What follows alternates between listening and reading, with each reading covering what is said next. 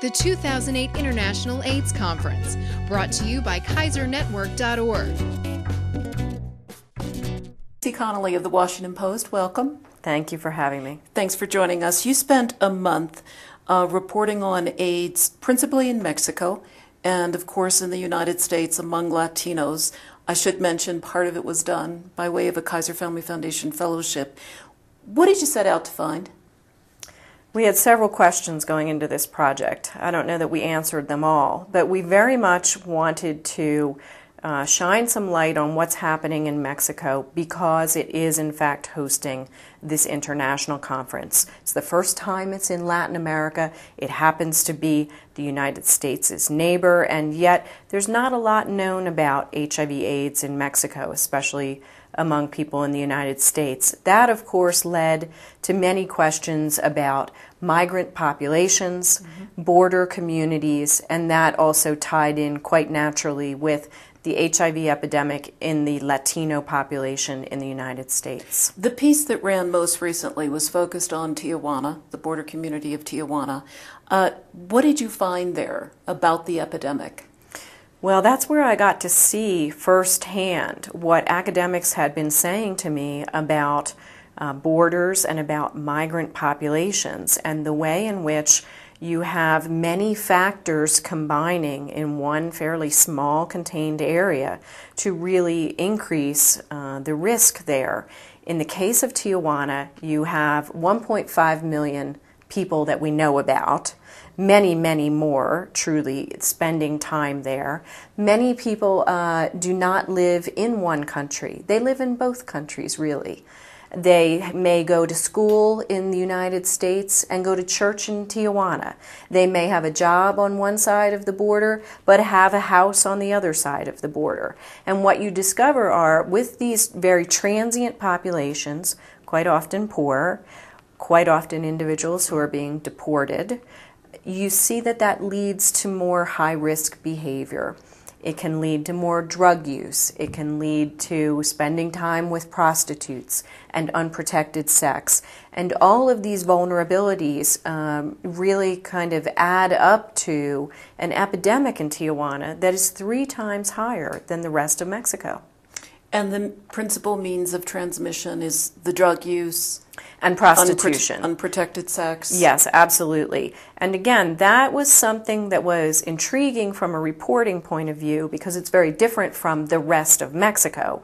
In Mexico as a whole, the primary means of transmission is men who have sex with men. And that's an interesting subject for the third story in this project that has to do with stigma and homophobia and elements that are driving the epidemic in the rest of Mexico.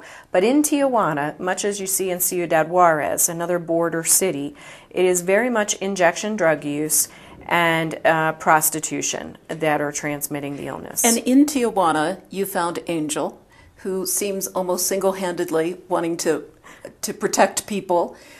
What was he doing? He is an incredible story, and we were blessed to spend so much time with him. This is a person who did just about every horrible thing you can imagine for about 22 years of his life. Every drug imaginable, prostituting himself, even stealing from a family who took him in off of the street. And yet he has now been clean for 8 years and is really dedicated in Tijuana to spreading what is known as harm reduction. And it essentially is giving out condoms and clean needles to almost anyone that he can find in that city and trying to convince them that if in fact you are going to do some of these things, at least please take some protective steps to ensure that we are not spreading HIV. In the time that you spent with him, how many times did people walk away from him, and how many times were people receptive? Oh, people are incredibly receptive to him. It's amazing. I mean, I think part of it is so many people there now know him and trust him. And it struck me, one of the things that he said over and over again in conversations in filthy alleyways and in these damp, pitch-black tunnels from the canal, he would keep saying in Spanish to them, "Somos iguales." which is, we are the same. And he would say, I'm an addict just like you. I've been there. And that seemed to have a real impact. But I can tell you that when they would see him pull up, especially with the condoms, but the clean needles as well, they went right for him. Tell me for a moment or two about the impact on the other side of the border, on the U.S. side. You interviewed a researcher who described it as the uninvited hitchhiker. Absolutely. And to be clear, she was really pointing out that it's an uninvited hitchhiker going both ways across that bridge, very much so. I encountered that some people in the United States may kind of jump to the conclusion that, well, foreigners are bringing HIV into our country. There's not hard data on this, but there is certainly anecdotal evidence to suggest that a fair number of migrants actually are becoming infected in the United States, returning to home countries. But the important point here that the researchers and activists are pointing out is that while we may think of a border as having a wall and security guards and armed men, diseases don't pay attention to those borders. Those diseases are, as Stephanie Strathdee put it, they're just hitchhiking back and forth across those borders.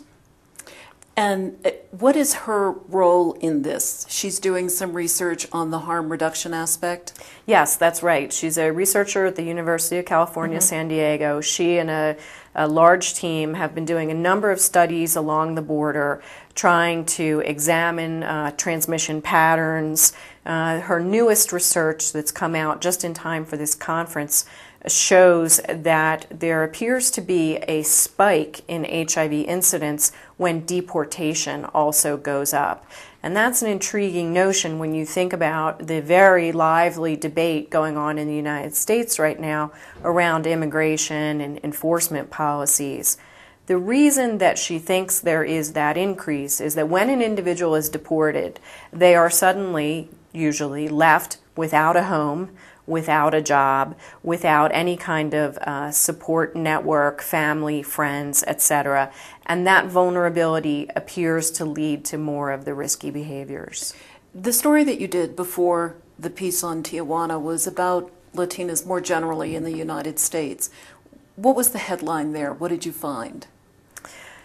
Well, I suppose the headline came out of the Centers for Disease Control and Prevention, which has new analysis suggesting that 22% of the new HIV/AIDS cases in the U.S. are within the Latino population. So it's a community increasingly at risk. Very much so.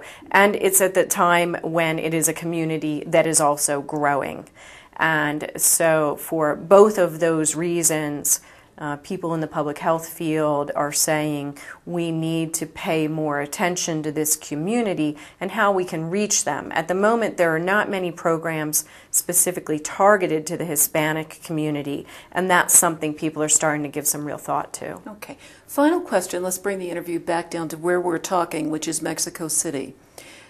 Is there an expectation among officials here that the simple act of having the AIDS conference in Mexico will have a real impact on the AIDS epidemic, not only in this country, but elsewhere in Latin America? Well, there's certainly an expectation that it's going to get a good bit more attention than it has in this region, probably ever. A region that feels very much overlooked. A region that feels very much overlooked, and as you are certainly well aware, it has the highest incidence rates. Latin America and the Caribbean has the highest incidence rates after Africa. The Caribbean, right? Exactly.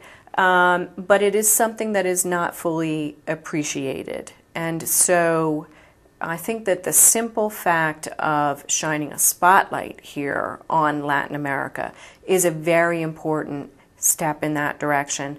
At the same time, though, I think what you see here, especially when you consider countries where the Catholic Church is, in fact, still so influential, where it is fairly conservative, where you do have very high stigma around homosexuality, it is still a high bar to clear to get people to really bring this out into the open. Okay. Thanks so much, Ceci Connolly. My pleasure. Great.